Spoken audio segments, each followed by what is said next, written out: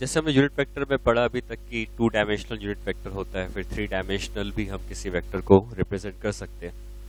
कुछ क्वेश्चंस हमने ऑलरेडी किए हुए थे, ठीक है। कुछ और चीज़ें और सीखते हैं कि जब हम वेक्टर को आई, जे और के कैप के टर्म में रिप्रेजेंट करते हैं तो उससे और क्या क्या चीज़ें कर सकते हैं। हम लोगों ने डिफरेंस ऑफ वेक्टर पहले पढ़ा हुआ था, ठीक है। और डिफरेंस ऑफ वेक्टर में हमने ये पढ़ा था कि वेलोसिटी का अगर चेंज पूछता है तो उसका चेंज हम कैसे निकालते हैं। वही चेंज अगर हम आई कैप और जे कैप के टर्म में निकालते हैं तो कैसे उस क्वेश्चन को सॉल्व करते हैं। ये क्वेश्चन मैं ऑलरेडी किया हुआ है, लेकिन अब इसको मैं आई कैप और जे कैप के टर्म में करता हूँ, ठीक है। मान लो ऐसा कुछ लिखा हुआ है, कार ट्रैवलिंग विथ 10 मीटर पर second in north direction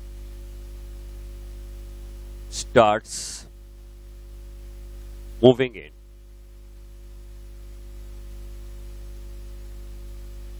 east direction with same speed. Find the magnitude and direction of change in velocity, ठीक है। तो उस कार की मैग्नीट्यूड और डायरेक्शन में क्या चेंज आता है उसको अब करते हैं। तो उसको मैंने एक पहले तरीके डिफरेंस ऑफ वेक्टर से बताया था, अब उसी को हम यूनिट वेक्टर के टर्म में सॉल्व करते हैं। तो जैसे हमारे पास डायरेक्शंस होते हैं, ये ईस्ट डायरेक्शन है, नॉर्थ डायरेक्शन, वेस्ट डायरेक्शन और साउथ डायरेक्शन, ठीक है। नॉर्थ डायरेक्शन वाई एक्सिस कह देंगे, ईस्ट डायरेक्शन एक्स एक्सिस कह देंगे। तो पहले कार किस तरफ जा रही है, पहले कार नॉर्थ की तरफ जा रही है, तो इसका जो पहले वेलोसिटी का वेक्टर बनेगा वो इस तरफ होना चाहिए। अब इसी को हम वेक्टर के टर्म में क्या लिखेंगे, वेक्टर को बनाने के लिए मैग्नीट्यूड चाहिए होता है और डायरेक्शन चाहिए होता है। तो उसका मैग्नीट्यूड कितना दिया हुआ है, हमको दिया है कि कार नॉर्थ डायरेक्शन में 10 मीटर पर सेकेंड से जा रही है, तो 10 उसका मैग्नीट्यूड हो गया। और डायरेक्शन जे कैप दे देगा क्योंकि वो वाई एक्सिस या नॉर्थ की तरफ है। फिर वही कार कुछ देर के बाद ईस्ट डायरेक्शन में चलने लगती है तो उसकी वेलोसिटी v2 हो गई, ठीक है। इसको वेक्टर के टर्म में हम क्या लिखेंगे, वेक्टर के टर्म में लिखेंगे कि मैग्नीट्यूड अभी भी 10 का ही है इसका, और डायरेक्शन ईस्ट मतलब एक्स एक्सिस, तो हम इसको लिख सकते हैं आई कैप, ठीक है। चेंज इन वेलोसिटी का मतलब हो जाएगा final velocity minus initial velocity.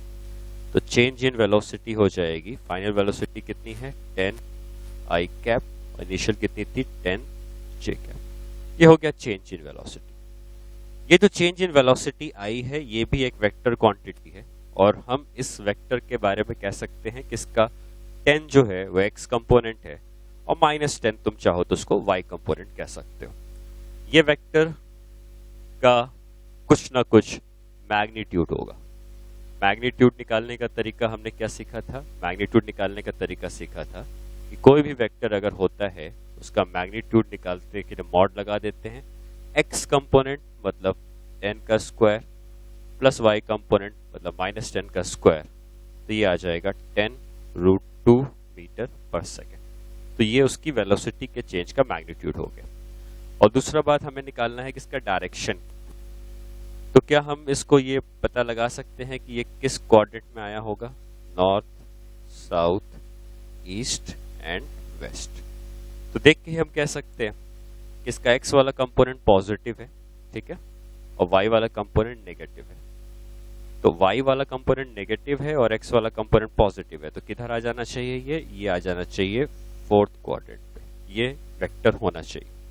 अब इसका मैग्नीट्यूड हम निकाल चुके हैं, हम ये एंगल निकाल लेंगे तो डायरेक्शन आ जाएगा। और हम जब एंगल निकालते हैं तो हम कैसे निकालते हैं, tan थीटा को, tan थीटा निकालते हैं मॉडुलस ऑफ y कंपोनेंट कितना है वो -10, x कंपोनेंट कितना है +10, कितना आ गया 1, मतलब थीटा हो चुका है 45 डिग्री। इसके एंगल को हमने निकाला, ये 45 डिग्री है। ये एंगल हमेशा x एक्सिस से आता है, ईस्ट और साउथ के बीचों बीच जा रहा है क्योंकि 45 डिग्री पे है तो बीचों बीच होगा। और ये डायरेक्शन फिर कौन सा कह सकते हैं, साउथ और ईस्ट के बीच में, साउथ ईस्ट डायरेक्शन। तो वेलोसिटी का जो चेंज हुआ है उसका मैग्नीट्यूड 10√2 है, और ये जो वेलोसिटी का चेंज हुआ है इसका डायरेक्शन अगर लिखना होगा तो डायरेक्शन हम लिख देंगे साउथ ईस्ट। ठीक है, इस तरीके से हम जब भी वेलोसिटी के चेंज के ऊपर क्वेश्चन आते हैं तो उसको हम इन वेक्टर आई कैप जे कैप के टर्म में भी सॉल्व कर सकते हैं। ठीक है, चलिए फिर नेक्स्ट पार्ट में आते हैं, और नेक्स्ट हम अब सीखते हैं resolution of vector. Resolution of vector एक तरीके से कंपोनेंट ऑफ वेक्टर का उल्टा हो जाता है। इसमें हम क्या करते हैं कि हमारे पास जब दो एक्सिस हैं, एक्स और वाई एक्सिस, और हमें कोई भी वेक्टर अगर दिया हुआ है तो हम इस वेक्टर को कह सकते हैं कि अगर इसके हम दो टुकड़े लेते, दो कंपोनेंट लेते, तो एक कंपोनेंट x आता है, एक कंपोनेंट y आता है। ये हम लोग कंपोनेंट ऑफ वेक्टर में पढ़ते थे कि एक x कंपोनेंट होता है और एक y कंपोनेंट होता है। अब ये x और y कंपोनेंट क्या है ये हम लिखना चाहते हैं। मान लो इस वेक्टर की लेंथ है 10 के बराबर, ठीक है, और ये जो एंगल है मान लेते हैं वो 30 डिग्री के बराबर, ये हमको दिया हुआ है, और इस वेक्टर का नाम है वेक्टर r। तो एक काम करते हैं, x कंपोनेंट का मतलब होता है ये जो लेंथ आती है इसको हम x कंपोनेंट कहेंगे, और ये जो लेंथ आएगी इसको हम y कंपोनेंट कहेंगे। तो अब अगर हम इस राइट एंगल ट्रायंगल पे देखें तो मैंने आपको पहले भी बताई थी ये बात, फिर से एक बार रिपीट कर देते हैं कि अगर ये L है, ये थीटा होता है, तो जो साइड थीटा से लगी होती है उसको L cos थीटा कहते हैं, जो साइड थीटा के सामने होती है उसको L sin थीटा कहते हैं। ठीक है, उसी तरीके से अगर ये 10 है और ये 30 है तो जो साइड 30 के संग लगी है इसको 10 cos 30 कह देंगे, और जो 30 के सामने है इसको हम 10 sin 30 कहेंगे, और अगर ये 10 sin 30 है तो इसको भी अब हम 10 sin 30 कह सकते हैं। ठीक है, अब क्या हुआ ऐसा करने से कि जो भी हमारे पास ओरिजिनल वेक्टर था इसका ये वाला पार्ट x कंपोनेंट हमको मिल गया, ये वाला पार्ट y कंपोनेंट हमको मिल गया, और x कंपोनेंट और y कंपोनेंट मिलने के बाद हम ये कह सकते हैं ये जो भी वेक्टर होता, क्या हम इस वेक्टर और ये जो y एक्सिस का वेक्टर है इन दोनों को ऐड करते तो ये वेक्टर मिल जाता। पैरेललोग्राम लॉ ऑफ वेक्टर हम लोग सीखा है, this vector plus this vector is equal to this vector. अब ये वेक्टर कैसे बनाएंगे? अगर हमें कोई भी वेक्टर बनाना होता है तो उसका मैग्नीट्यूड चाहिए होता है और डायरेक्शन चाहिए होता है। इसका मैग्नीट्यूड कितना है 10 cos 30, और डायरेक्शन किधर है आई कैप की तरफ। तो क्या ये जो वेक्टर r आया है ये वेक्टर r इस वेक्टर और इस वेक्टर का एडिशन है।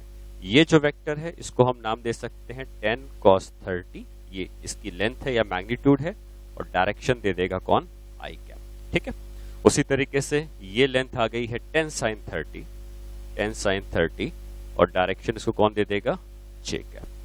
तो अब ऐसा लिखने से क्या हुआ कि जो भी वेक्टर हमको दिया था इसके दो पार्ट्स के टर्म में हमने लिख लिया। ठीक है, एक पार्ट इधर आ गया, एक पार्ट इधर आ गया, और यही चीज रिजोल्यूशन ऑफ वेक्टर कही जाती है। जब हम किसी भी वेक्टर को उसके जो दो कंपोनेंट्स होते हैं उनके टर्म में अगर हम लिख पाए तो उसको हम कहते हैं कि हमने वेक्टर को रिजोल्व कर दिया। ठीक है, तो वेक्टर को दो पार्ट में रिजोल्व कर सकते हैं, उसका एक हिस्सा x में और एक हिस्सा y में हम दिखा सकते हैं। अब इसी बात को अगर मैं जनरलाइज करता हूं और इन जनरल अगर हम इसको लिखते तो मान लेते हैं कि ये कोई वेक्टर r होता, इसका मैग्नीट्यूड या लेंथ स्मॉल r के बराबर, यह एंगल थीटा के बराबर। ठीक है, तो इस वेक्टर के हम दो कंपोनेंट्स ले लेते, एक x में आता है एक y में आता। जिस एक्सिस के संग थीटा लगा होता है उसको हमेशा मिलता है cos, तो ये मिल जाएगा r cos थीटा। जैसे ये L था तो L cos थीटा था, ये R है तो R cos थीटा, और जो सामने वाली साइड है उसको मिलता है R sin थीटा। तो अगर इसको R sin थीटा मिल रहा है, ये लेंथ R sin थीटा की है, तो हम इसको भी लिख सकते हैं R sin थीटा। ठीक है, तो एक्चुअली ये जो R है ये दो पार्ट में ब्रेक हो गया है, एक R cos थीटा इधर मिल जाता है, एक R sin थीटा इधर मिल जाता है। अब हम जब रिजोल्यूशन ऑफ वेक्टर लिखते हैं तो रिजोल्यूशन ऑफ वेक्टर में हम ये कहेंगे कि ये जो भी वेक्टर था इसका एक रिजोल्व करके x एक्सिस में इतना आया है, दूसरा y एक्सिस रिजोल्व करके इतना आया। ठीक है, ये इसके दो कंपोनेंट्स हैं। अगर वेक्टर के फॉर्म में लिखना होगा तो इसी को हम क्या लिख सकते हैं r cos theta i cap plus r sin theta j cap, r cos theta i cap plus r sin theta j cap. इसको हम कहते हैं रिजोल्यूशन ऑफ वेक्टर। ठीक है। तो वेक्टर को जब हम रिजॉल्व करेंगे तो एक के संग हमेशा कॉस आएगा, एक के संग हमेशा साइन आएगा। कॉस किसके संग आएगा? या कोई भी वेक्टर जब दिया होगा तो उसका किसी एक एक्सिस से एंगल दिया होगा। अगर ये एंगल एक्स एक्सिस से दिया है तो इसको कॉस मिलेगा और दूसरे वाले को साइन मिलेगा। तो कॉस हमेशा उसको मिलता है जिसके संग वो थीटा का एंगल जुड़ा होता है। ठीक है, कुछ और एग्जाम्पल भी करते हैं।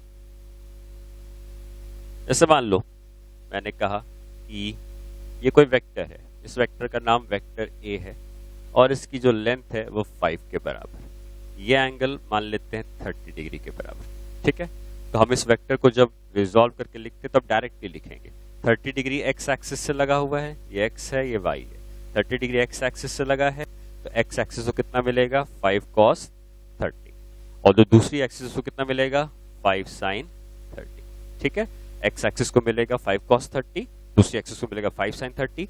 5 cos 30 को किसको मिला है तो आई कैप प्लस 5 sin 30 दूसरे को मिला है तो प्लस जे कैप। ये वेक्टर दो पार्ट में रिजॉल्व हो गया। ठीक है, इसी चीज को आप अगर चाहते तो क्या ये 30 डिग्री है तो उसको 60 डिग्री कह सकते हैं, एक ही बात है।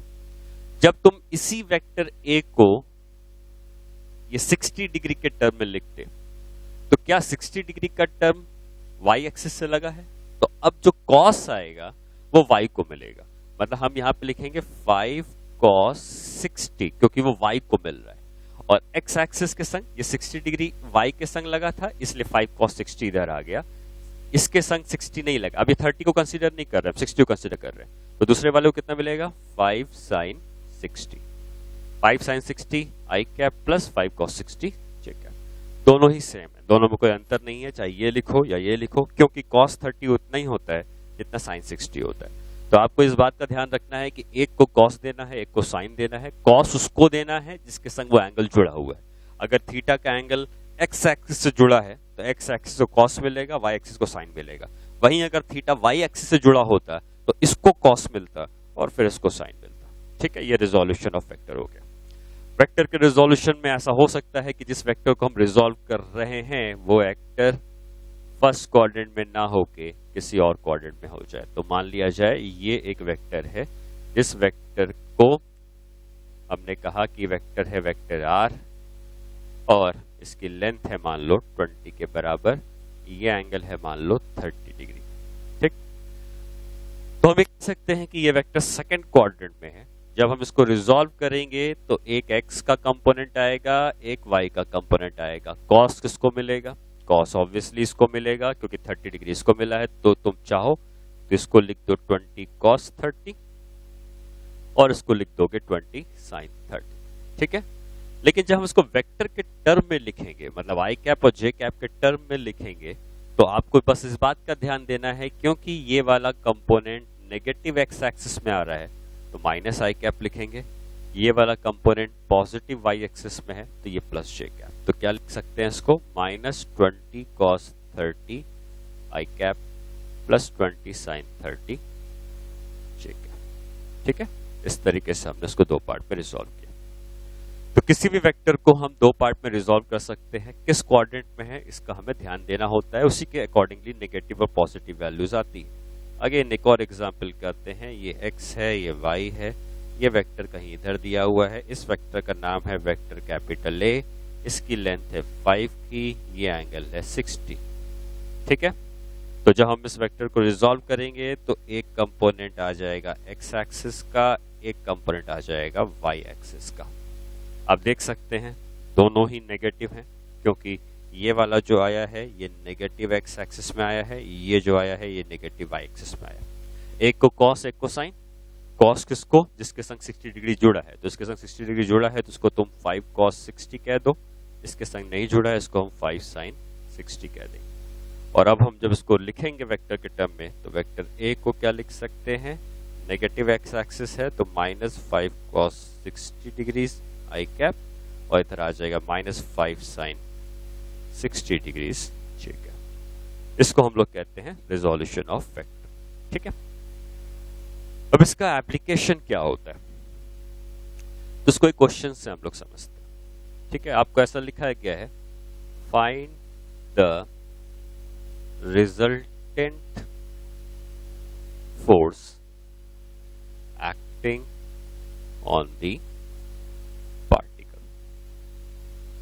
एक डायग्राम हमको दिया जा रहा है जिसमें किसी पार्टिकल के ऊपर कुछ फोर्सेस लग रहे हैं और हमसे पूछ रहा है कि रिजल्टेंट फोर्स क्या है। रिजल्टेंट मतलब सबको ऐड करके टोटल फोर्स क्या है। तो एक फोर्स हमको दिया गया है इस तरफ, इसको F2 का फोर्स कहा गया है और इसकी मैग्नीट्यूड के बारे में दिया है 10 के बराबर, या एंगल 10√2 के बराबर दिया है, एंगल 45 डिग्री दिया है। ठीक है। दूसरा जो फोर्स है वो इस तरफ लग रहा है, इसको F1 का फोर्स कहा जा रहा है, इसकी वैल्यू 20 के बराबर। तीसरा जो फोर्स है वो कहीं इधर लग रहा है, मान लो इस तरफ लग रहा है, और इसकी वैल्यू जो है वो 5 न्यूटन के बराबर है और ये फोर्स है वेक्टर F3। ठीक है। 3 फोर्सेस लग रहे हैं और हमसे ये पूछा जाता है कि रिजल्टेंट फोर्स कितना लग रहा है। तो ऐसे क्वेश्चंस में हम क्या करेंगे, ये जितने भी फोर्स लग रहे हैं इन फोर्सेस को हम इनके कंपोनेंट रिजॉल्व कर लेंगे। सबसे पहला काम करें, रिजॉल्व कैसे करते हैं। हमको पता है कि एक को कॉस मिलता है और एक को साइन मिलता है। तो अगर एक को कॉस मिलता है और एक को साइन मिलता है तो जो वेक्टर ऑलरेडी एक्स एक्सिस में है इसको रिजॉल्व नहीं करना है, जो वेक्टर ऑलरेडी वाई एक्सिस में इसको रिजॉल्व नहीं करना है, जो वेक्टर एक्स में नहीं है वाई में नहीं है कहीं बीच में जा रहा है इसको रिजॉल्व करना है। तो जब ये वेक्टर रिजॉल्व किया जाएगा तो क्या इसका एक एक्स कंपोनेंट आ जाएगा और एक वाई कंपोनेंट आ जाएगा। ठीक है। क्या लेंथ होंगी एक्स और वाई कंपोनेंट की, ये 20 न्यूटन। ठीक है।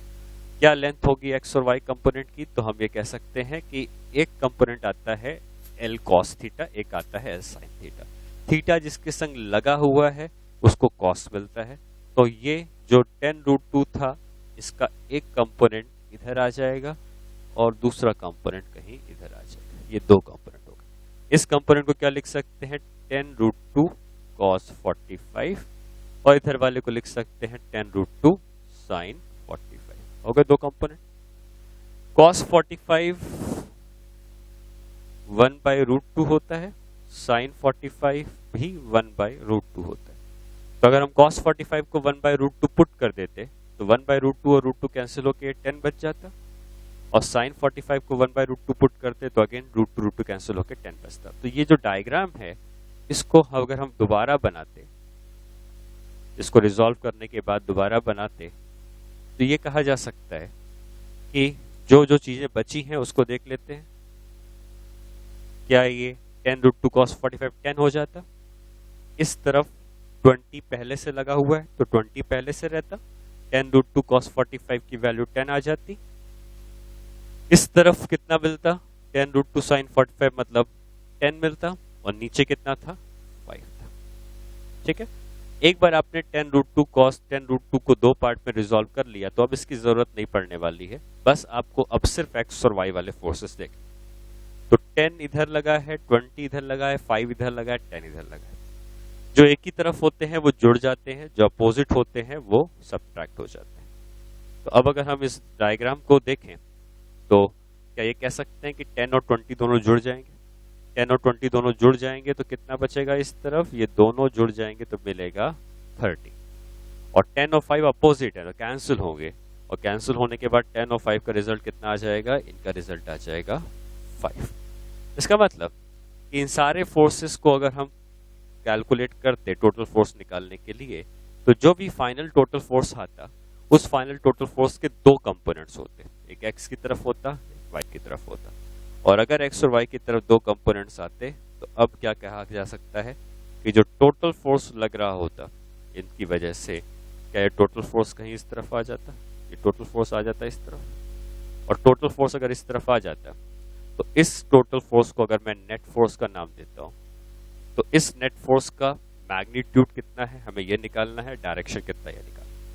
तो जैसा हमने पहले भी सीखा है कि अगर हम नेट फोर्स लिखना चाहते हैं तो नेट फोर्स को हम लिख सकते हैं 30 इसका एक्स एक्सिस का कंपोनेंट है तो क्या इसको लिख सकते हैं 30 आई कैप, और 5 उसका वाई एक्सिस का कंपोनेंट है उसको लिख सकते हैं 5 जे कैप। ये हो गया टोटल फोर्स की वैल्यू। इन सारे फोर्स को मिलाकर ये रिजल्टेंट फोर्स है।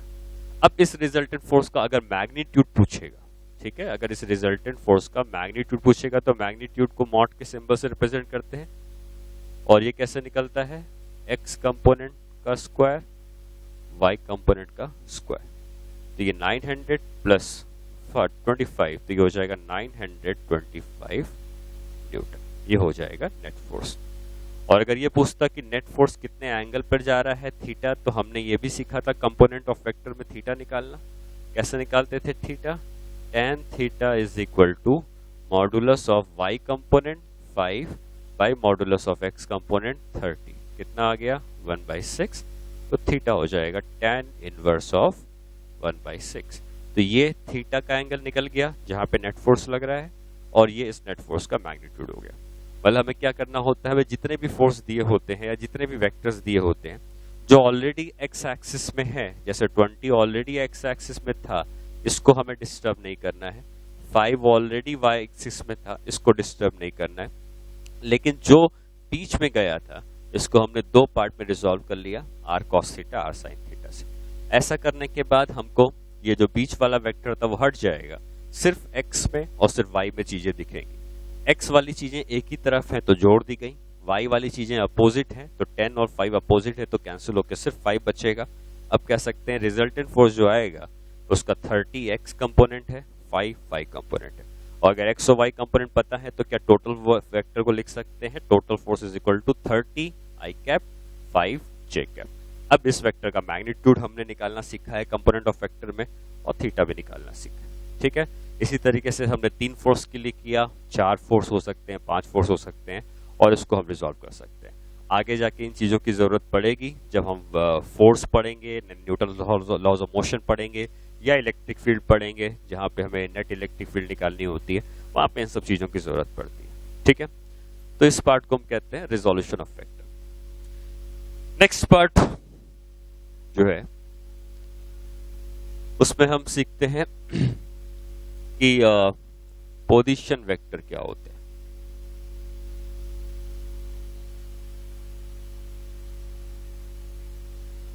पोजीशन वेक्टर में कभी कोई ओरिजिन अगर हमने बनाई है तो पोजीशन वेक्टर का मतलब कोई किसी भी पार्टिकल की जो पोजीशन है, पोजीशन मतलब वो स्पेस में कहीं ना कहीं तो होगा। मान लो स्पेस में पार्टिकल यहां पर है तो इस पार्टिकल की पोजीशन को बताने वाले वेक्टर का नाम पोजीशन वेक्टर होता है। अब पोजीशन की कौन नाप रहा है, तो हम जनरली जब भी कोऑर्डिनेट एक्सिस बनाते हैं तो हम ये मान के चलते हैं कि ये ओरिजिन में बैठा कोई आदमी होगा जिस पार्टिकल की पोजीशन को मेजर करना चाहता है। तो ये पार्टिकल की पोजीशन को मेजर करने के लिए वो एक वेक्टर बनाएगा जिससे कि वो इस पार्टिकल की पोजीशन को देख पाए कि कहां बन रहा है, और ये जो भी पोजीशन बनेगी इस वेक्टर का नाम पोजीशन वेक्टर हो जाएगा। हो सकता है कि पार्टिकल की पोजीशन टाइम के संग चेंज होने लगे तो पोजीशन वेक्टर भी अकॉर्डिंगली टाइम के संग चेंज होने लगेगा। इस समय इसकी पोजीशन ये।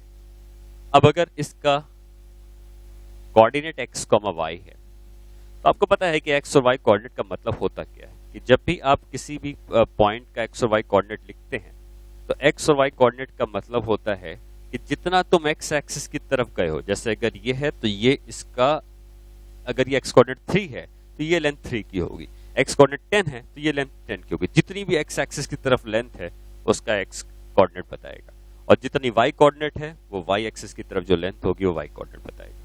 इसका मतलब अगर इसका कोऑर्डिनेट x, y है तो आप ये भी कह सकते हो कि x इसका x डायरेक्शन का कंपोनेंट है, ठीक है। y कोऑर्डिनेट है तो y इसका y कंपोनेंट है, तो जो उसके कोऑर्डिनेट है वही उसके कंपोनेंट है। और जब कंपोनेंट हमको पता होते हैं तो क्या हम उस वेक्टर को कंपोनेंट के टर्म में क्या लिखते हैं, x component i cap plus y component j cap. ये जो वेक्टर बना है इसी को हम कहते हैं उसकी पोजीशन का वेक्टर। तो सिंपल सी बात है, अगर आपको किसी भी पार्टिकल का कोऑर्डिनेट पता है 3,5 तो उसका पोजीशन वेक्टर हो जाएगा 3i cap plus 5j cap.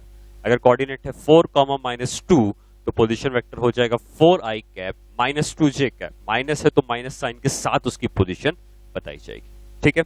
तो पोजीशन वेक्टर बताने के लिए अगर कोऑर्डिनेट्स पता है, कोऑर्डिनेट है 5,6 तो तो ये पोजीशन वेक्टर बन गई। इस पोजीशन वेक्टर का नाम हो जाएगा वाई एक्सिस, एक्स एक्सिस क्या नाम देंगे हम इसका 5i cap plus 6j cap. अगर कोई कोऑर्डिनेट है -2, -3 तो इसकी पोजीशन वेक्टर यहां से निकाल सकते हैं। मान लो ये वेक्टर का नाम है वेक्टर बी, तो क्या लिख दोगे वेक्टर बी को -2i कैप -3j कैप। जो उसका कोऑर्डिनेट होगा उसी से उसकी पोजीशन बताई जाएगी और वही जो वेक्टर बनेगा उसको पोजीशन वेक्टर कहते हैं। ठीक है, पोजीशन वेक्टर को समझने के बाद हो सकता है कि पार्टिकल की पोजीशन टाइम के साथ बदल रही हो। ये वाई एक्सिस है और ये हमने बनाई है एक्स एक्सिस। ठीक है, पार्टिकल पहले था यहां पर, पार्टिकल अगर पहले यहां पर था, इस पॉइंट का कोऑर्डिनेट है x1, y1, हो सकता है z1 भी हो, तो मैंने लिख दिया z1। ये इसकी इनिशियल कोऑर्डिनेट है और कुछ देर के बाद पार्टिकल यहां चला आता है तो उसका फाइनल कोऑर्डिनेट कितना हो गया x2, y2, z2। ठीक है, ये इसका फाइनल कोऑर्डिनेट हो गया। तो अगर पार्टिकल यहां से चलता हुआ यहां तक आया होगा तो ये जिस रास्ते पे चला होगा इसकी जो टोटल लेंथ होती है इसको हम कहते हैं डिस्टेंस। ठीक है, और अब हम निकालना चाहेंगे कि इसकी पहली पोजीशन का क्या वेक्टर बनता था। ये पहली पोजीशन का वेक्टर बन गया है। ठीक है, ये पहली पोजीशन के वेक्टर का क्या नाम दे देंगे, मान लो इसको नाम देते हैं वेक्टर r1। तो क्या लिख सकते हैं वेक्टर r1 को, वेक्टर r1 को लिख सकते हैं हम लोग, कोऑर्डिनेट अगर पता है तो x1 i cap plus y1 j cap plus z1 k cap. ठीक है, क्योंकि 3 है तो तीनों के टर्म में लिखना पड़ेगा। वहीं अगर हम इसकी फाइनल पोजीशन को देखें तो ये फाइनल पोजीशन का वेक्टर बन गया। इस फाइनल पोजीशन के वेक्टर का क्या नाम देंगे, फाइनल पोजीशन के वेक्टर का नाम देंगे, कोऑर्डिनेट पता है तो x2 i cap plus y2 j cap plus z2 k cap. ये इसकी इनिशियल और फाइनल पोजीशंस हो। डिस्प्लेसमेंट क्या होता है, डिस्प्लेसमेंट होता है कि जो भी उसकी इनिशियल पोजीशन थी और जो उसकी फाइनल पोजीशन है, इसको अगर हम स्ट्रेट लाइन से जोड़ देते हैं तो ये जो बनता है इसको हम नाम देते हैं डिस्प्लेसमेंट का। और ये डिस्प्लेसमेंट भी एक वेक्टर क्वांटिटी होती। ठीक है, ये डिस्टेंस था जिस बात में वो गया था और ये है डिस्प्लेसमेंट जो यहाँ गया। इस वेक्टर का नाम हम देते हैं वेक्टर आर। अच्छा देखो कैसे नाम दे रहे हैं, ये पॉइंट 1 था और ये पॉइंट 2 है मान लो। ठीक है, तो हम आर जो वेक्टर है 1 से शुरू होकर 2 तक जा रहा है तो हम इसको देंगे R21 इसलिए कहते हैं क्योंकि ये सेकंड तक जा रहा है और स्टार्ट होता है 1 से। तो ध्यान देना 1 से स्टार्ट होकर 2 तक जा रहा है तो हम पहले लिखेंगे 2, जहां तक जा रहा है वो पहले R2 और जहां से शुरू हुआ है वो हम पहले 1 लिखेंगे। ठीक है, तो इसको लिखेंगे R2,1 या कॉमा नहीं भी लगाते हो 2, 1 भी लिख सकते हो, बट कॉमा लगाना ज्यादा बेहतर होगा जिससे समझ पाएंगे कि 2,1 हो गया। अब अगर हम ध्यान दें तो हमारे पास ये ट्राइंगल बन चुका है। अगर कोई भी 3 वेक्टर ट्राइंगल की 3 साइड्स होती हैं तो 2 केस अराइज होते हैं, या तो उन तीनों का सम 0 होता है या किसी भी 2 का सम तीसरे के बराबर होता है। तो तीनों का सम 0 होने के लिए ये तीनों एक ऑर्डर में होने चाहिए। ये गया यहाँ ठीक रहा, उसके बाद जैसे ही ये गया तो ये चला गया, ये भी ठीक रहा, लेकिन ये देखो उल्टा रखा। अगर ये उल्टा इस तरीके से रखा होता तो एक ऑर्डर कंप्लीट हो जाता, लेकिन ऑर्डर कंप्लीट नहीं हो पा रहा है तो इन तीनों का सम 0 नहीं है। अगर तीनों का सम 0 नहीं है इसका मतलब किसी भी 2 का सम तीसरे के बराबर है। तो कौन से वो 2 हैं जिनका सम तीसरे के बराबर है। अगर अब ध्यान देते ये वेक्टर प्लस ये वेक्टर नहीं कर सकते थे, क्योंकि जब भी हम ट्राइंगल ऑफ एडिशन करते हैं, क्योंकि ट्राइंगल बना है तो ट्राइंगल ऑफ एडिशन से सॉल्व कर रहे हैं, जहां पे एक वेक्टर खत्म होता है वहां से दूसरा शुरू होना चाहिए। तो तुम इसको देखो R1 जहां खत्म हुआ, क्या ये R21 वहीं से शुरू हुआ, इसमें इसको जोड़ देंगे तो ये रिजल्टेंट आ जाएगा। ठीक है, तुम पहले यहां से यहां गए मान लो, फिर यहां से यहां गए, तो इस वेक्टर में इस वेक्टर को जोड़ेंगे तभी जाके ये वेक्टर मिलेगा। तो इन तीनों को अगर हम ट्राइंगल से कंसीडर करके इनका रिलेशन लिखना चाहें तो रिलेशन क्या लिख सकते हैं, रिलेशन लिख सकते हैं vector R1 plus vector R2,1 is equal to vector R2। ये वाला वेक्टर प्लस ये वाला vector is equal to vector R2। हमें R1 R2 तो पहले से पता है, निकालना क्या चाहते हैं R2, 1, तो आप लिख सकते हैं R2, 1 is equal to vector R2 minus vector R1। एक इंपॉर्टेंट रिलेशन है, ठीक है। हम कभी भी 2 की तरफ जाने वाला वेक्टर जो 1 से शुरू हुआ है ये निकालना चाहेंगे तो इस वेक्टर की वैल्यू हो जाएगी R2 माइनस R1। वहीं अगर तुम उल्टा ये वाला वेक्टर निकाल रहे होते तो उसका नाम हम देते R1, 2। तो अगर ये वेक्टर R1, 2 होता तो R1 माइनस R2 होता, ये वेक्टर R2, 1 है तो R2 माइनस R1 कहा जाएगा।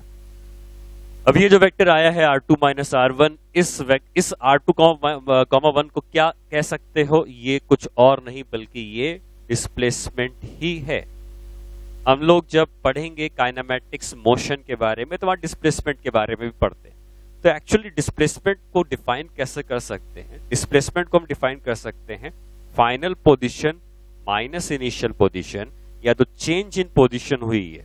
डिस्प्लेसमेंट तभी होता है जब पोजीशन में चेंज आता है, तो जो भी चेंज इन पोजीशन है वही डिस्प्लेसमेंट, ठीक है। इसको आगे जाके हम लोग मोशन में दोबारा पढ़ेंगे। अभी हम फिलहाल इंटरेस्टेड हैं कि हमने ये वेक्टर निकाल लिया R2 माइनस R1 से। R2 की वैल्यू हम ऑलरेडी लिख चुके हैं, R1 की वैल्यू भी हम ऑलरेडी लिख चुके हैं। तो अगर हम इन दोनों की वैल्यूज को यहां पर पुट कर दें तो ये हो जाएगा x2i कैप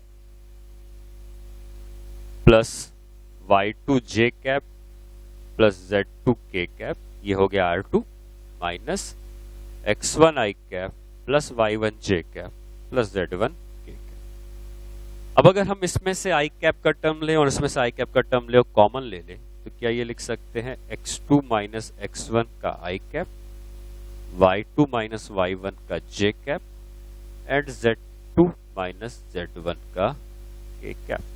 ये वेक्टर आ गया R2, 1 का, ठीक है। तो अगर हमें कोऑर्डिनेट्स पता है पॉइंट 1 के और पॉइंट 2 के और हमें R2, 1 निकालना है तो इन सब को करने की बजाय कि हम डायरेक्टली लिख सकते हैं कि हमें R2, 1 निकालना है तो x2 minus x1 i cap, y2 minus y1 j cap, z2 minus z1 k cap, यहां से हमें R2, 1 निकलना। ये जो वेक्टर आया है इसको हम डिस्प्लेसमेंट कह रहे हैं। क्या इसका मैग्नीट्यूड निकाला जा सकता है? मैग्नीट्यूड निकालना हमने सीखा हुआ है पहले। कैसे निकालते थे मैग्नीट्यूड? कोई भी वेक्टर अगर हमको दिया था जैसे 3i cap plus 4j cap plus 5k cap, तो ये जो टर्म है ये i कैप के संग जो भी लगा ये टोटल टर्म x कंपोनेंट है, ये टोटल टर्म y कंपोनेंट है, ये टोटल टर्म z कंपोनेंट है। तो मैग्नीट्यूड आ जाता है x component x2 minus x1 का whole square, y component y2 minus y1 का whole square, z component z2 minus z1 का होल स्क्वायर। इस तरीके से लिखने पर हमको ये वेक्टर का मैग्नीट्यूड मिल जाता है, ठीक है। तो दो चीजें यहाँ पर हमें समझनी है कि अगर हमें 1 पॉइंट का कोऑर्डिनेट पता है, 2 पॉइंट का कोऑर्डिनेट पता है तो हम इस वेक्टर को लिख सकते हैं। दो तरीके से लिख सकते हैं, या तो मैं R2 माइनस R1 लिख लूं, ठीक है, या सीधे सीधे कोऑर्डिनेट के टर्म में लिख सकते हैं x2 minus x1 i cap, y2 minus y1 j cap, z2 minus z1 k cap. और फिर इस वेक्टर का मैग्नीट्यूड निकालना है तो मैग्नीट्यूड निकालने के लिए जो तरीका हमको पता है कि x का स्क्वायर, y का स्क्वायर, z स्क्वायर, फिर इसका अंडर रूट ले लेंगे तो मैग्नीट्यूड आ जाएगा। एक स्टेप और फर्दर बढ़ते हैं और मैं तुमसे ये पूछ सकता हूं कि ये एक वेक्टर है, ठीक है, एक वेक्टर। अगर मुझे इसी डायरेक्शन में एक यूनिट वेक्टर लिखना होता, ठीक है, यूनिट वेक्टर लिखना होता और इस यूनिट वेक्टर का नाम होता R2, 1 कैप, ठीक है। जैसे वेक्टर ए के डायरेक्शन में यूनिट वेक्टर ए कैप कहते हैं, वेक्टर बी के डायरेक्शन में बी कैप कहते हैं, वैसे इस डायरेक्शन का जो वेक्टर है इसको इसके कैप में लिख दिया। कैसे निकालते थे यूनिट वेक्टर? यूनिट वेक्टर निकालने का तरीका क्या होता था? अगर हमको कभी ए कैप निकालना होता था तो हम क्या करते थे, वेक्टर ए को उसी के मैग्नीट्यूड से डिवाइड कर देते, यही करते थे, यही तरीका होता था। तो अगर हमें R2, 1 कैप निकालना है तो जो वेक्टर R2, 1 का आया था उसको हम उसी के मैग्नीट्यूड से डिवाइड कर दें। तो हमें R2, 1 का वेक्टर पता है क्या? ये है R2, 1 का वेक्टर ये है। और क्या उसको हमें उसका मैग्नीट्यूड पता है? उसका मैग्नीट्यूड जो था वो ये था। तो R2, 1 का वेक्टर ये है, ये लिखा हुआ है और उसका मैग्नीट्यूड ये लिखा हुआ है। जब इसमें से इसको डिवाइड कर देंगे तो हमको यूनिट वेक्टर मिल जाएगा। किस तरफ? जिस तरफ वेक्टर r2,1 है उसी डायरेक्शन का यूनिट वेक्टर इस तरीके से बना सकते हैं। ठीक है, तो यूनिट वेक्टर बनाने का तरीका हो गया कि हम किसी वेक्टर को उसी के मैग्नीट्यूड से डिवाइड कर देंगे। ठीक है, तो यूनिट वेक्टर को क्या यूज है, ठीक है, उसको हम एक क्वेश्चन से आगे करेंगे। फिलहाल एक प्रॉब्लम इसके ऊपर हम सॉल्व करते हैं। मान लो आपको दिया है कि पार्टिकल, या ऐसा कुछ है कि मैं डायग्राम ही बना देता हूं। यहां पे y एक्सिस है, यहां x एक्सिस। इस पॉइंट का कोऑर्डिनेट है 2,3, इस पॉइंट का कोऑर्डिनेट है 6,6 सॉरी 2,3 कहीं यहां बना देते हैं 2,3, और इस पॉइंट का कोऑर्डिनेट है 6,6। ठीक है, एक पार्टिकल जो था जो यहां से यहां चला गया, ऐसा कह सकते हैं। ठीक है, या मैं तुमसे सिर्फ ये भी कह सकता हूं कि तुम्हें एक यूनिट वेक्टर बनाना है जिसका डायरेक्शन P से, ये पॉइंट अगर P है, ये पॉइंट अगर Q है, तो P से Q की तरफ जाए। तो क्वेश्चन को जैसा है, find a unit vector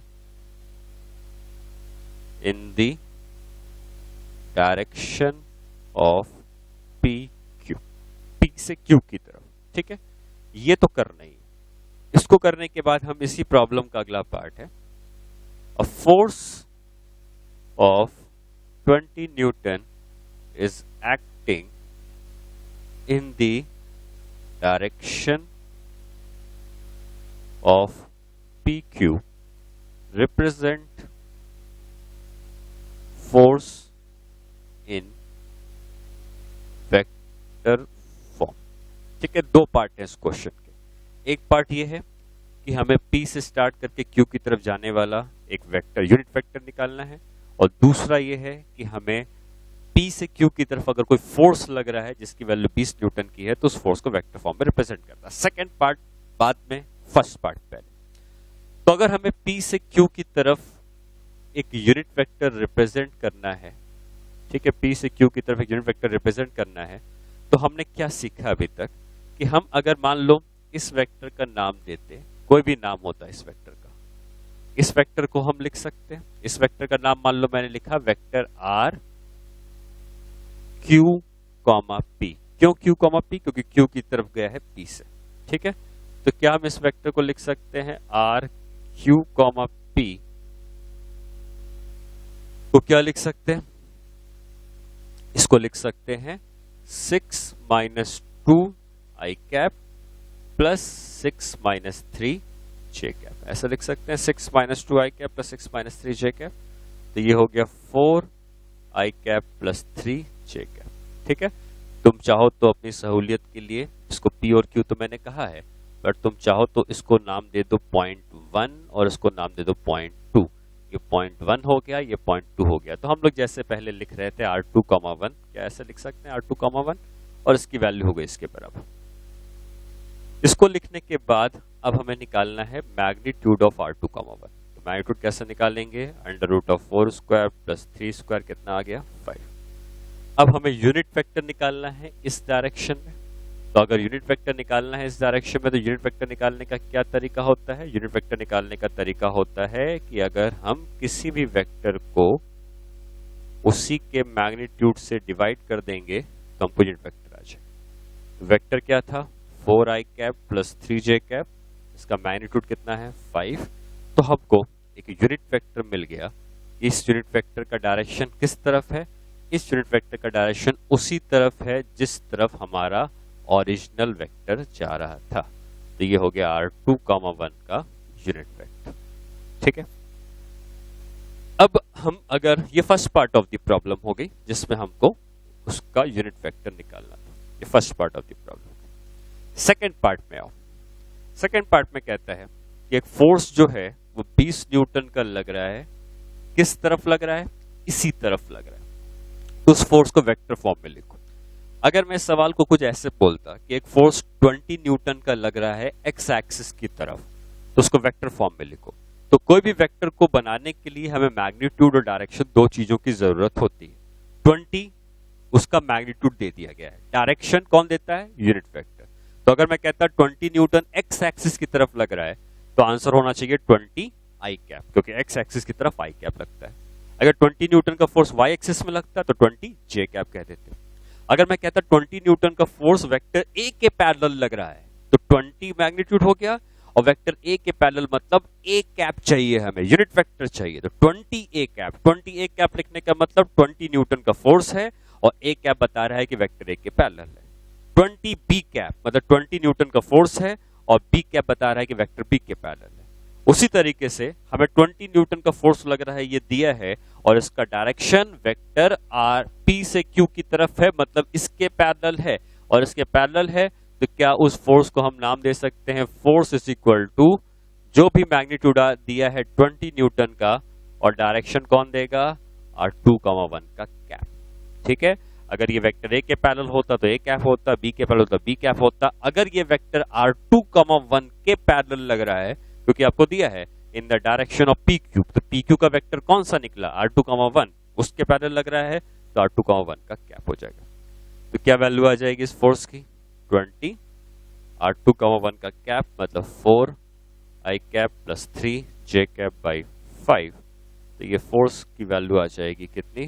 416 I cap plus 12 J cap. ये हो गया सेकेंड पार्ट का आंसर। ये फोर्स ऐसा फोर्स है जिसका मैग्नीट्यूड 20 के बराबर है और उसका डायरेक्शन पी से क्यू के पैरेलल हो जाएगा। रिजोल्यूशन ऑफ वेक्टर के ऊपर नेक्स्ट क्वेश्चन करते हैं। मान लो क्वेश्चन कुछ तरीके का है कि particle is situated at 2,6 starts moving with 10 meter per second parallel to x-axis. Find its position vector after 2 seconds. ठीक है, तो पार्टिकल पहले से 2,6 पर है, फिर चलने लगता है एक्स एक्सिस की तरफ। कितनी वेलोसिटी से चलता है एक्स एक्सिस के पैरेलल? 10 मीटर पर सेकंड। और कितनी देर तक चलता है? 2 सेकंड। क्या पोजीशन वेक्टर होगा उसका? तो इसको सॉल्व करते हैं, कैसे होना चाहिए सॉल्यूशन। तो ये वाई एक्सिस है, ये एक्स एक्सिस है।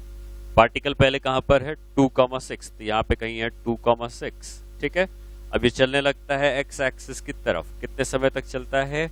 टाइम हमको दिया है 2 सेकंड तक। कितनी वेलोसिटी से चलता है? वेलोसिटी हमको दी है 10 मीटर पर सेकंड। तो कितना डिस्प्लेसमेंट चलेगा? डिस्प्लेसमेंट को क्या वेलोसिटी इनटू टाइम लिखते हैं। वेलोसिटी उसकी है 10 की, टाइम है 2, कितना चल गया? ये 20। इसका मतलब ये 20 इस तरफ चल गया। जब 20 इस तरफ चला गया तो एक्स कोऑर्डिनेट जो 2 था वो 20 से बढ़ जाएगा। अब एक्स कोऑर्डिनेट कितना हो जाएगा? 22। वाई कोऑर्डिनेट पे कोई चेंज नहीं आया क्योंकि चला था वो एक्स एक्सिस के पैरेलल। तो अगर वाई कोऑर्डिनेट पहले 6 था तो वाई कोऑर्डिनेट अभी भी 6 हो गया। क्या पूछा है कि इसकी पोजीशन वेक्टर क्या होगा फाइनली? अगर आपको कभी भी पोजीशन वेक्टर निकालना होता है तो क्या चाहिए होता है? एक्स और वाई कोऑर्डिनेट। एक्स कोऑर्डिनेट पता है इसका 22 आई कैप, वाई कोऑर्डिनेट पता है 6 जे कैप। ये हो जाएगा इसका डिस्प्लेसमेंट। ठीक है, ओके। ये रिजोल्यूशन हमने पोजीशन वेक्टर के ऊपर एक क्वेश्चन और किया। इसके बाद हम लोगों ने जो रिजोल्यूशन और पोजीशन वेक्टर ये सब पढ़े हैं, इनके ऊपर हम लोग मिलजुल के कुछ क्वेश्चंस और कर सकते हैं, कंबाइंड मिसलेनियस क्वेश्चंस। ठीक है, तो जैसे एक क्वेश्चन कुछ इस तरीके का हो सकता है कि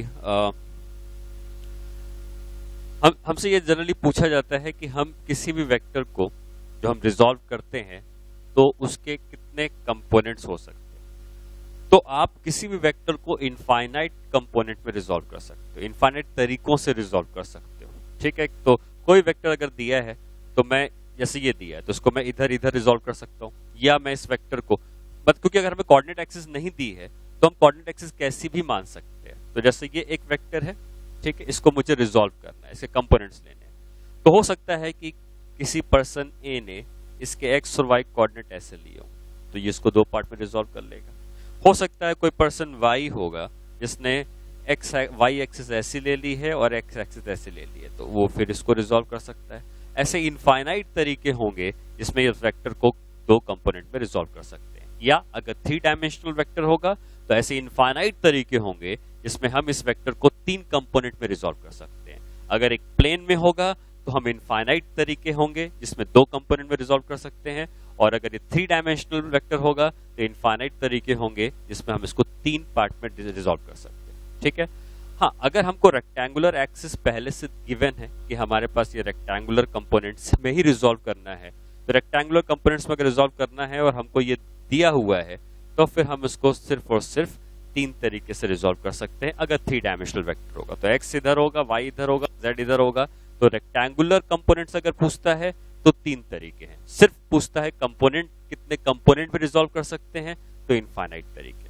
ठीक है, तो हम यहां पर एक नोट की तरह इसको यूज करते हैं।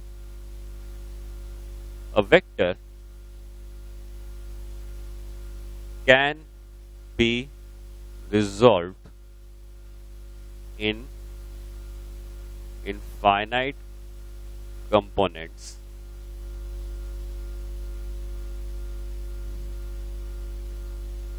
infinite components। ठीक है। इसके अलावा अगर ये दिया है if rectangular components in which vector is to be resolved.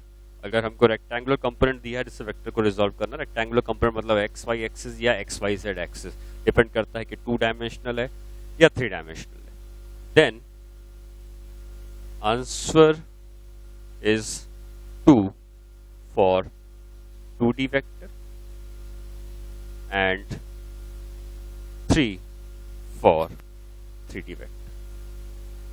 ठीक है।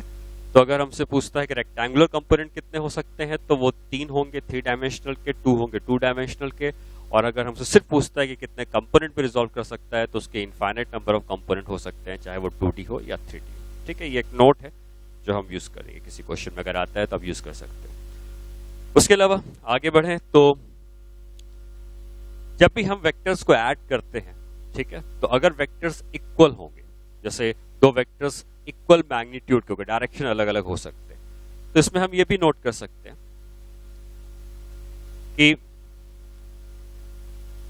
वेक्टर एडिशन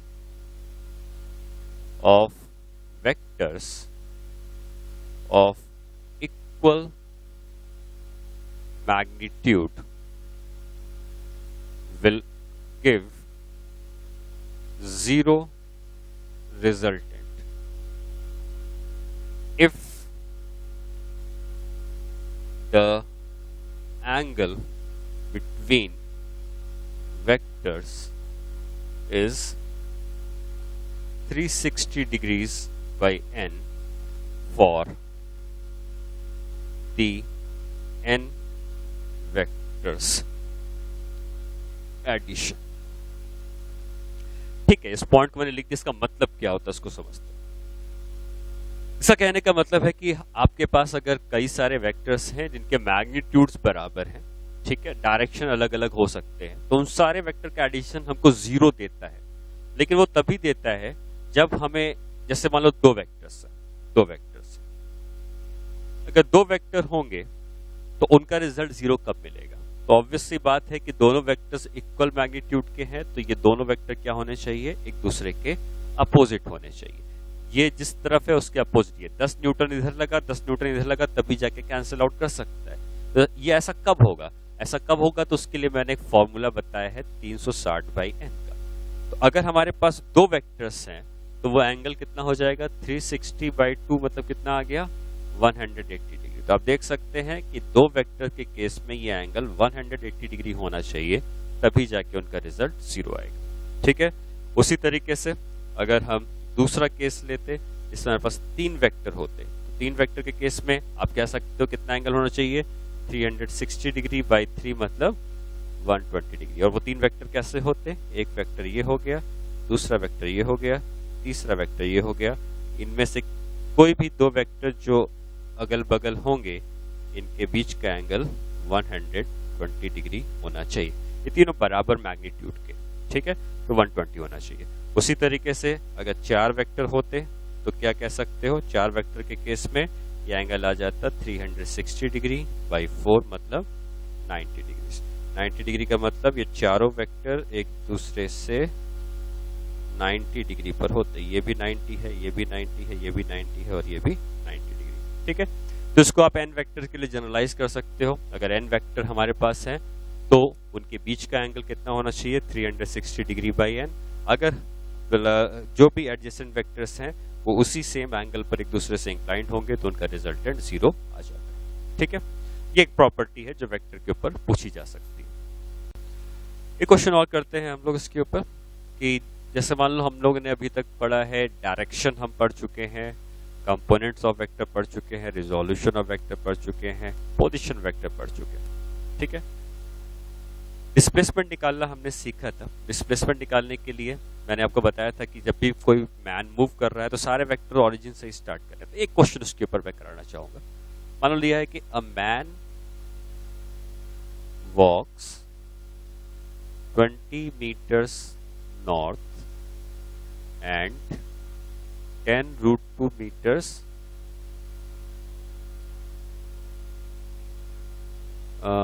20 meters नॉर्थ चला गया और 30 मीटर नॉर्थ चला गया, मान, ठीक है, और 10√2 meters north east. Find his displacement. तो जैसा मैंने पहले भी बताया है कि आपको जब भी इस तरह के क्वेश्चंस करने होते हैं जहां पे टोटल डिस्प्लेसमेंट निकालना होगा, वहां पर हम सारे वेक्टर्स को ओरिजिन से ही स्टार्ट करेंगे। जब भी, चाहे वो फोर्स का एडिशन हो या डिस्प्लेसमेंट निकालने के लिए वेक्टर का एडिशन हो, सारे वेक्टर्स ओरिजिन से ही स्टार्ट करेंगे। ओरिजिन से स्टार्ट करने का मतलब क्या हो गया, अगर ये नॉर्थ डायरेक्शन है, इधर ईस्ट है, साउथ है और वेस्ट है, ठीक है। तो पहले मैन किधर गया है, 30 मीटर्स नॉर्थ गया है। 30 मीटर्स नॉर्थ गया है तो ये वेक्टर चला गया, मैन चला गया 30 मीटर्स नॉर्थ, ये 30 मीटर हो गया। और फिर दूसरा मैन कहाँ गया इसके बाद, नॉर्थ ईस्ट। भले वो यहां से नॉर्थ ईस्ट गया है लेकिन आप स्टार्ट कहां से करेंगे, ओरिजिन से ही करेंगे। तो दूसरा जो वेक्टर है वो नॉर्थ और ईस्ट के बीचों बीच मतलब 45 डिग्री पे गया होगा। कितना गया है वो, 10√2। ये दो डिस्प्लेसमेंट्स हैं उसके। पूछ रहा टोटल डिस्प्लेसमेंट कितना है। जो वेक्टर ऑलरेडी वाई एक्सिस में है इसको हमें कुछ चेंज करने की जरूरत नहीं है, लेकिन जो वेक्टर बीच में जा रहा है इसको हम दो पार्ट में रिजॉल्व कर लेंगे। एक कंपोनेंट इधर आ जाएगा और एक कंपोनेंट इधर आ जाएगा। क्या होते हैं component, L cos theta L sine theta. Cos किसको मिलता है, जिसके संग 45 डिग्री लगा है इसको कॉस मिलेगा। तो ये वाला पार्ट जो है, ये वाला, ये कितना लिख सकते हैं, 10√2 cos 45, ठीक है, ये 30 का था। और ये वाला पार्ट कितना आ जाएगा, ये वाला आ जाएगा साइन के संग आएगा 10√2 sin 45, ठीक है। तो जो 10√2 था इसको हमें दो पार्ट में इसलिए रिजॉल्व करना पड़ा क्योंकि ये बीच में कहीं था और इसके दो पार्ट आ गया 10√2 cos 45 एंड 10√2 sin 45। अब अगर तुम चाहो तो एक दूसरा डायग्राम बनाकर समझने के पॉइंट ऑफ व्यू से इसको थोड़ा बेहतर समझ में आ सकता है। 10√2 sin 45 की वैल्यू कितनी आएगी, sin 45 1/√2 होता है, ठीक है, तो 10 आ जाएगा। cos 45 भी 1/√2 होता है, कितना आ गया, 10। ये 10 इधर है, 30 इधर है, दोनों जुड़ गए, दोनों जुड़ के कितना होगा, ये हो गया 40। और इस तरफ अगर देखें तो क्या है, इस तरफ सिर्फ और सिर्फ कितना है, 10। ये दो डिस्प्लेसमेंट हो गए इसके। अब अगर हमें डिस्प्लेसमेंट मिल गए तो दिख रहा है कि एक x कंपोनेंट है, एक y कंपोनेंट है। जब भी आपको x और y कंपोनेंट पता होता है तो क्या वेक्टर बना सकते हैं हम। अब इनकी मदद से हमारे पास जो वेक्टर आएगा, वेक्टर ये चला गया। अब इस वेक्टर का नाम क्या हो जाएगा, मान लो वेक्टर r कहता हूं, तो क्या लिख सकते हैं वेक्टर r को, 10i cap plus 40 j cap, ये लिख सकते हैं।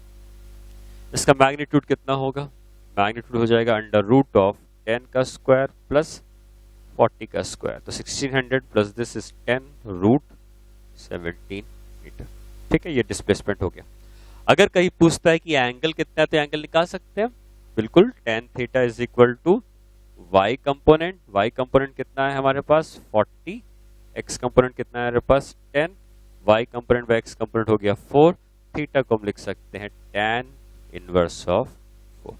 ये वो एंगल हो गया जहां पे उसका डिस्प्लेसमेंट होगा। ठीक है, तो इस तरीके से अगर आपको और भी डिस्प्लेसमेंट्स दिए होते, जैसे मैंने अभी 2 ही दिए हैं, एक 30 मीटर नॉर्थ का दिया था और एक 22 नॉर्थ ईस्ट का दिया था, तो 30 मीटर नॉर्थ बनाया, 10√2 नॉर्थ ईस्ट बनाया, इसको 2 पार्ट में ब्रेक कर लिया, कंपोनेंट्स ले लिए, नॉर्थ वाले सारे एक संग जुड़ गए, ईस्ट वाले सारे एक संग आ गए, 2 कंपोनेंट्स हमको मिले, कंपोनेंट के टर्म में लिखा और हमने फिर रिजल्ट निकाला कि उसका टोटल डिस्प्लेसमेंट इतना होना चाहिए।